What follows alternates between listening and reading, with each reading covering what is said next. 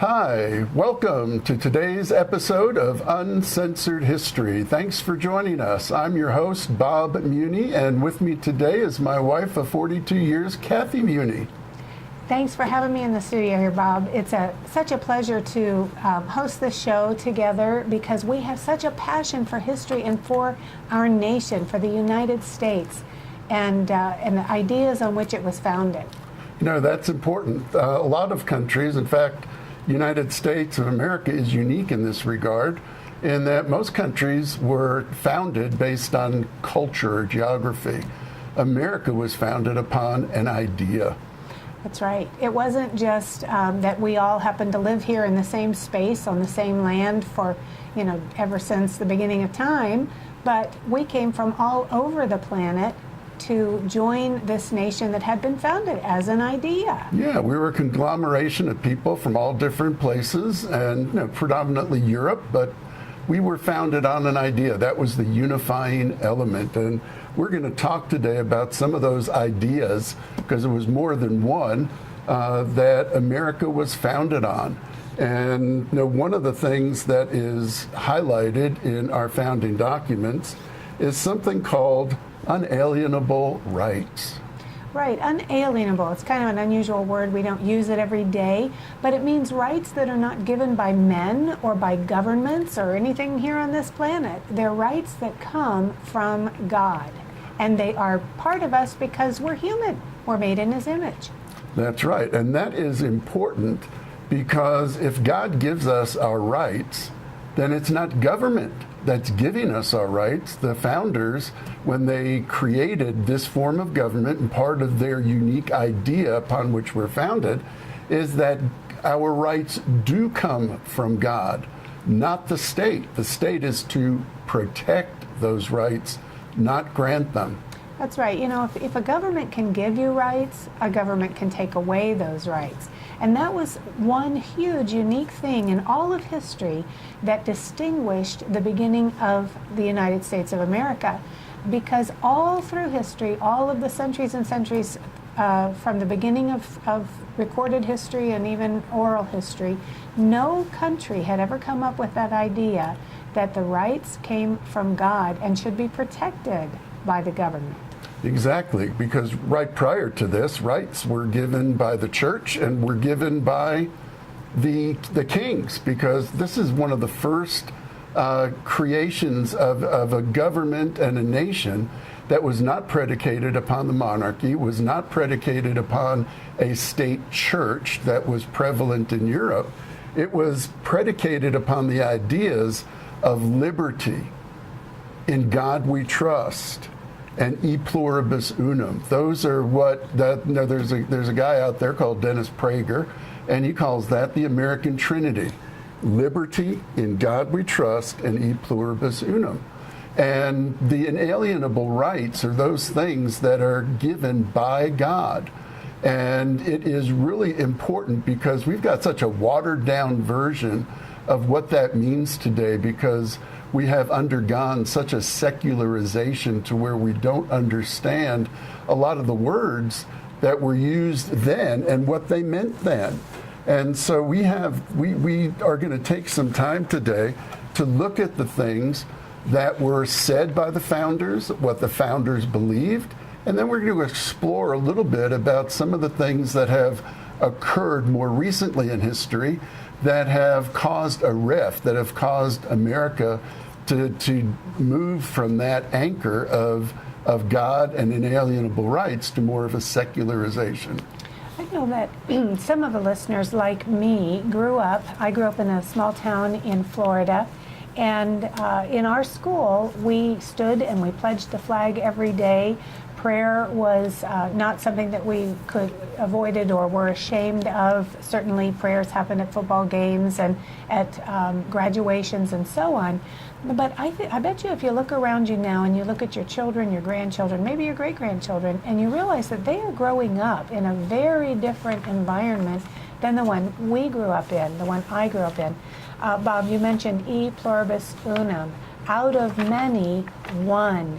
And I remember learning in elementary school that America was a melting pot. This idea that you put in different things, but it all melts together. We are all Americans, and it doesn't matter where our families came from, our color, or anything else. It simply didn't matter because we were all Americans.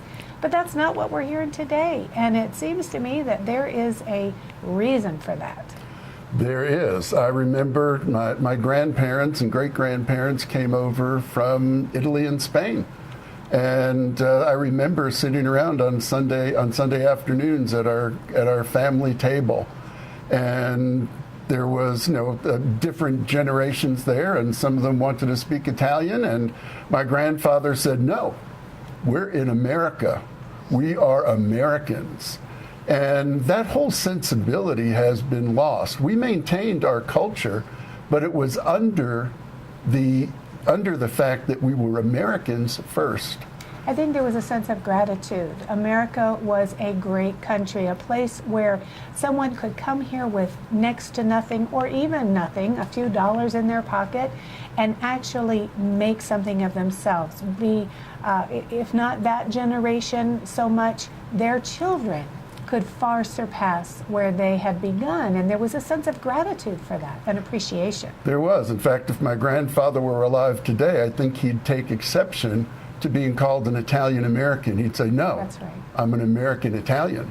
Oh. And that's a huge difference, because one is unifying and the other is not so much. Well, you bring up a beautiful point. When all of my growing up years, I never heard a hyphenated American. I mean, there were Americans who enjoyed St. Patrick's Day because they were Irish, and we all entered into that joy. We all sort of became a little Irish on St. Patrick's Day, and it was fun. Now we hear all this stuff about appropriating someone else's whatever, and you're not allowed to wear a sombrero if you're not Mexican, or have a party that where the children dress up, as something they're not. I don't know, but it's so silly. As Americans, we are all Americans. It doesn't matter what we look like. E pluribus unum, out of many one, and that right. One is under the umbrella and of the American ideal. And so it is so important. But things happened. We mentioned in one of our previous shows that there was something called the Humanist Manifesto.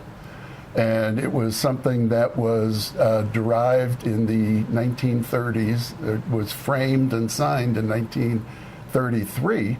And it had some very specific tenets that back then were very radical. Today they're not radical at all. In fact, they're pretty modest, and they've had to update the Humanist Manifesto to make them more radical.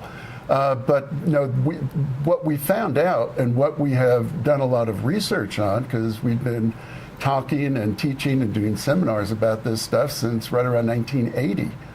And back then, the Humanist Manifesto was only 47 years old. Now it is much older than that, because we are too. Yeah.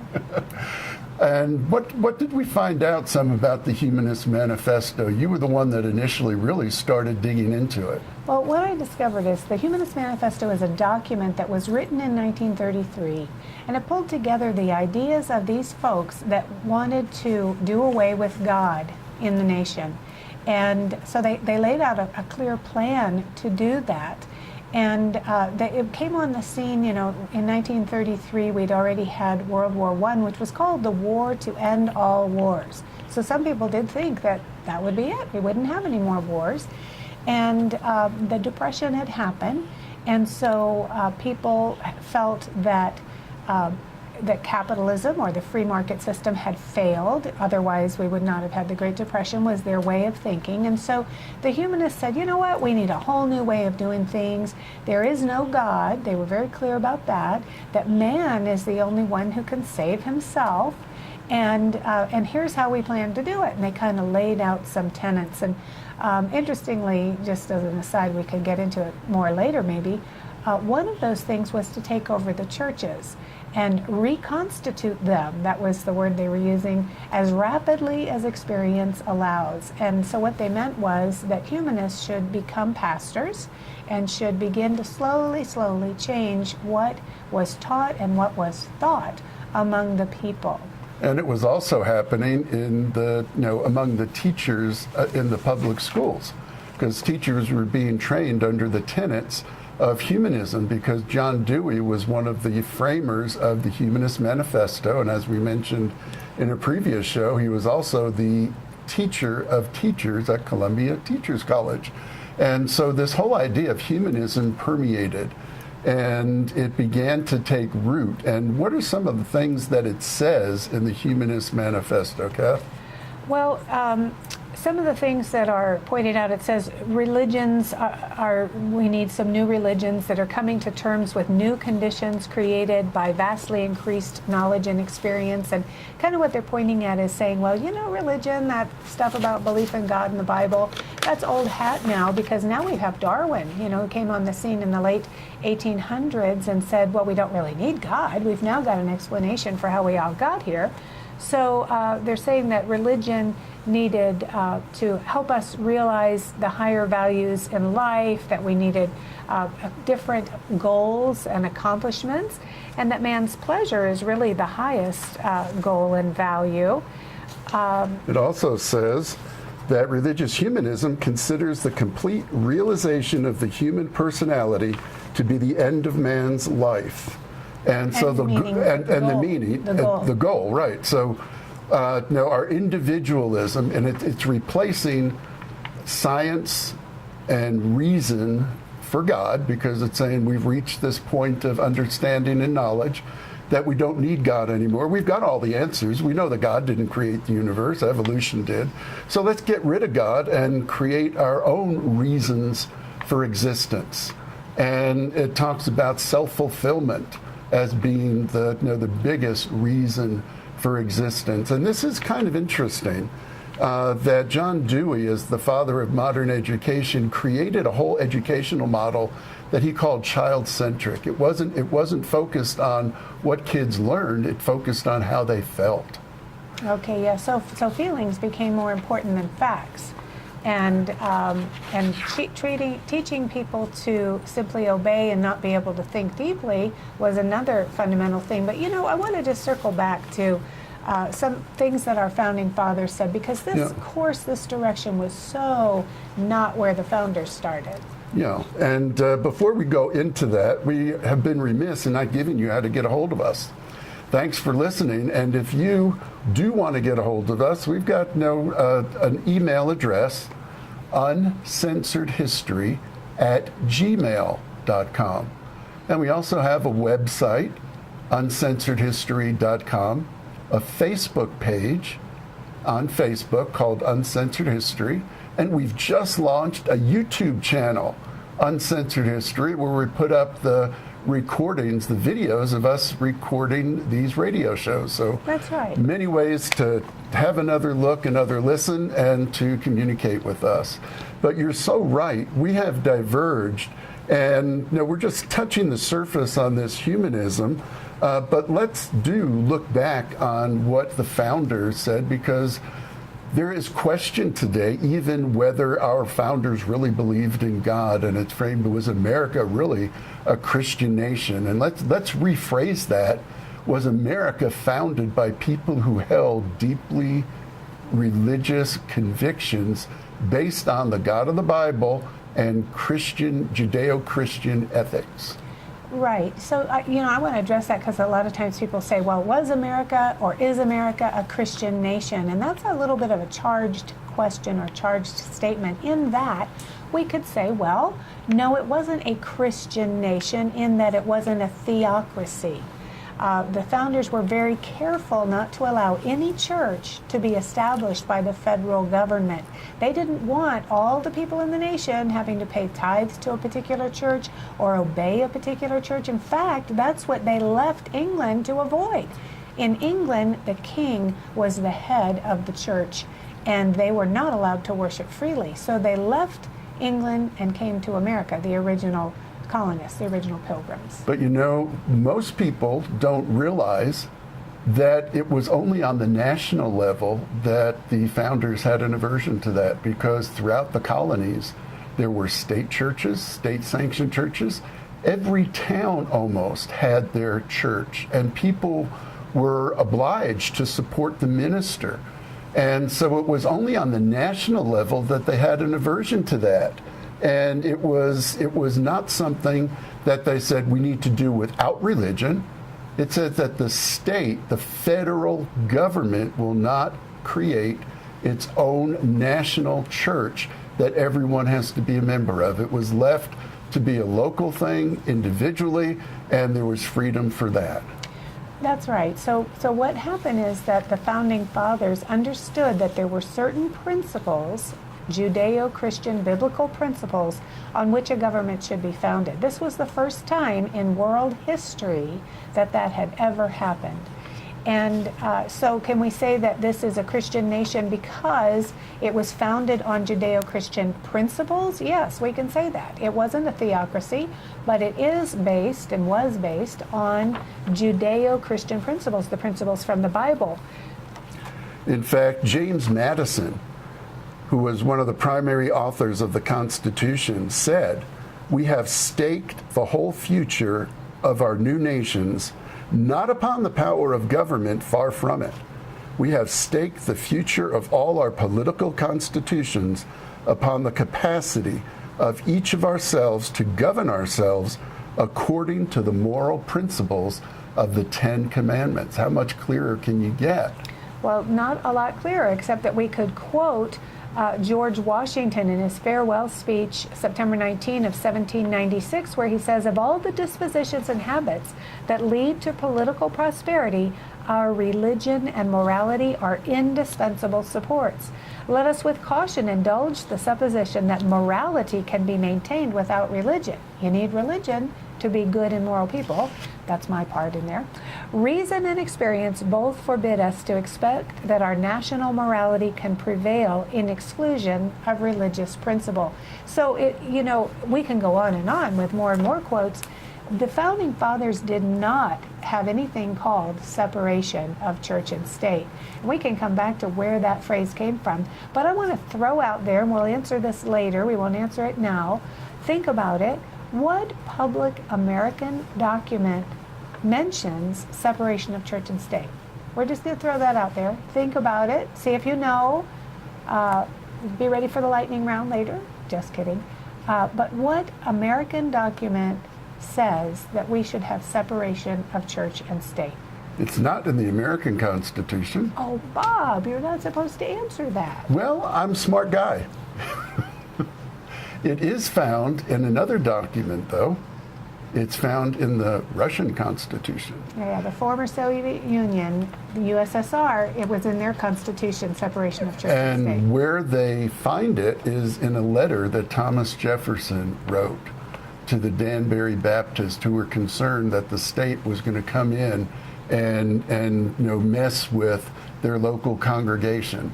And Jefferson said, no, the national government is not going to have anything to do with your local church. There is a wall of separation that keeps the federal government from interfering in your local church.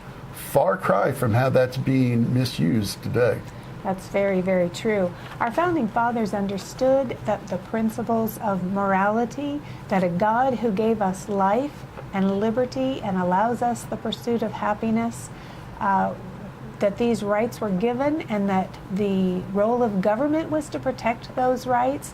They did not think that there should be no religion or morality in government. They thought just the opposite. But there's been a big hoax afoot for a number of years now to try to convince Americans that that's not the case and that God should be kept as far away from government as possible. Here's something that is astounding, that the first time I read it, it almost brought tears to my eyes, because George Washington has been castigated in a lot of ways as being an old white man, and we shouldn't revere him, and he really wasn't a Christian, and all this kind of stuff. And here's a quote from his personal prayer diary. And it says, "Wash away my sins in the immaculate blood of the Lamb, and purge my heart by the Holy Spirit. Daily frame me more and more in the likeness of thy Son, Jesus Christ, that living in thy fear and dying in thy favor, I may in thy appointed time obtain the resurrection of the justified into eternal life. That doesn't sound like somebody who doesn't believe in the God of the Bible. That's right. So really what we're kind of saying here is there is a lot of misinformation out there, a lot of myths that are being taught as facts. And many of the stories that used to be in the textbooks that all the children in America learn have been removed. And now they have very little about the Founding Fathers and certainly nothing about anyone's faith or motivation for doing anything. And getting back to the Humanist Manifesto a second, because it is beginning with this, that there is a lot of revision in American history and American culture and awareness and an increase in secularization. And let me just read a couple of things here that really kind of point out that the Humanist Manifesto is replacing the founding truths and principles with the idea that man is at the center of everything, and also that the ultimate goal is a sense of cooperative effort to promote social well-being. In other words, they're talking about a collective, an idea where man is fulfilled when everybody kind of gets along in this utopian society. And that it also talks away with, we need to do away with religious institutions, their ritualistic forms. And it talks about that humanists demand a shared life in a shared world. What are the kinds of things that we're dealing with today? But they stem from this idea that without God, the ultimate end is for man to fulfill in himself by having a utopian, collective, cooperative kind of society, and we're all one big human happy family, so let's get rid of the borders. Let's have a shared world because we're all just really people under the sun. Right, so the two main things that delineate how one looks at life are, one, is there a God or isn't there? And the second most important question is man basically good or is he not? And I heard a great analogy, if man is basically good, then why is it that you tell your child one time to say thank you? But how many times do we really tell our kids to say thank you? 1,000, 10,000 times? If man's basically good, once that kid knows it's nice to say thank you when somebody helped you, you don't have to tell them again. They're basically good. They're going to do it every time. I don't know about you. We raised 5 children, and I did not encounter perfect children that were just innately good all the time. Mm-hmm. They needed to be taught. They needed to be trained. The Bible says, train up a child in the way he should go. Why? Because he needs to be trained. That's right. And so there is a great impact in that. And so in order to be able to change the framework of America, you have to get rid of God, because God really is at the core. And so it has taken, since this first Humanist Manifesto, and that's not the only thing that ever occurred, but it's something that we're aware of that has had great impact, because this whole secularization is embodied in the humanism that we have encountered in our schools. It's provided the basis for the secularization of America, where we don't need God. And here's something I hear people saying: well, I don't need God to have morals. And there's 2 things about that. One is that God provides what is an absolute north, so to speak. So if you're to have a moral compass, what good is a compass without a true north? And if you don't have God, then my idea of what's good is just as good as your idea. And we may agree on 7 or 8 out of 10 things, but those things that we don't agree on, who's to determine that? And so without God being the ultimate arbiter, and I read somebody that said God's rules were kind of arbitrary. Well, that is just really kind of ridiculous, because God is the creator. He's the one that made everything. He knows how it works. It's kind of like saying in your owner's manual for your car, they just made an arbitrary statement that you ought to change your oil regularly. Well, the manufacturers, the people who made it, designed it because, and let you know you need to change your oil regularly. And so the fact that God is our creator, he designed us, he knows how we operate, he knows the things that are best for us, and he's not a mean old guy with a big stick shaking it at us. He said, here's how you're designed, and if you change your oil regularly, you'll get along a whole lot better than if you don't. That's right. That's one reason why the founders looked to the Ten Commandments. And it's interesting that in religions the world over, many of them mirror or reflect in their own ways the same principles found in the Ten Commandments, because it's a healthy way to live. And the other thing is that these people that are secularists and say we can come up with the same moral compass, is that they've had the benefit of living in a society that is predicated upon these things. So the things that they feel like are right or wrong have been endowed in them because of the Judeo-Christian ethic that was there as they were raised. Exactly, and it's not that way all over the world. It's not that way in every culture. So if you like what you hear, or you have questions, or even some ideas for a show, get a hold of us at uncensoredhistory@gmail.com. Check out our website, UncensoredHistory.com. Look us up on Facebook, Uncensored History. And you can also check us out on our YouTube channel, Uncensored History. And if you want to know what we look like and what it looks like for us recording the show, check us out on the YouTube channel. Thank you for joining us today. I hope that you will think about the things that we're discussing, maybe look them up yourselves, share them with your friends and neighbors. It's important that we take back America with the ideas and the principles that made us great. Remember, America is an idea, and we need to get back to that idea.